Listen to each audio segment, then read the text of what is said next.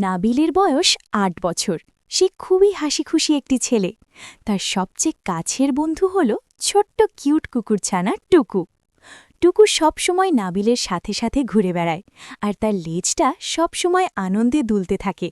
একদিন বিকেলে নাবিল আর টুকু গ্রামের পুকুরের পাশে খেলছিল।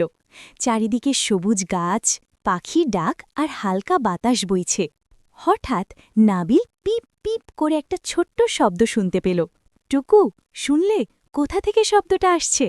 টুকু কান খাড়া করে এদিক ওদিক তাকাল। তারপর ধীরে ধীরে পুকুরের ধারে গিয়ে ঘেউ ঘেউ করে ডাকতে লাগল। নাবিল কাছে গিয়ে দেখে পুকুরের পাশে নরম ঘাসের মধ্যে একটা ছোট্ট হাঁসের বাচ্চা আটকে গেছে। সে খুব ভয় পেয়েছে।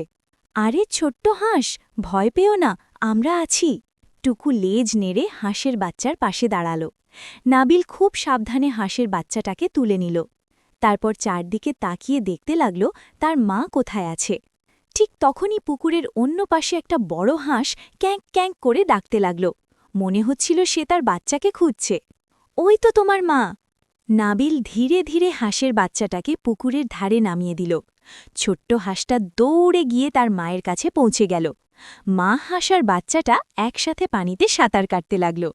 টুকুর আনন্দে ঘেউ ঘেউ। দেখলে টুকু, আমরা আজ একটা ভালো কাজ করেছি। পুকুরের পানি চিকচিক করছিল আর আকাশে সূর্যটা লাল হয়ে নামছিল। নাবিল আর টুকু খুশি মনে বাড়ির পথে হাঁটতে লাগল। নৈতিক শিক্ষা: অন্যকে সাহায্য করলে সবার মন আনন্দে ভরে যায়।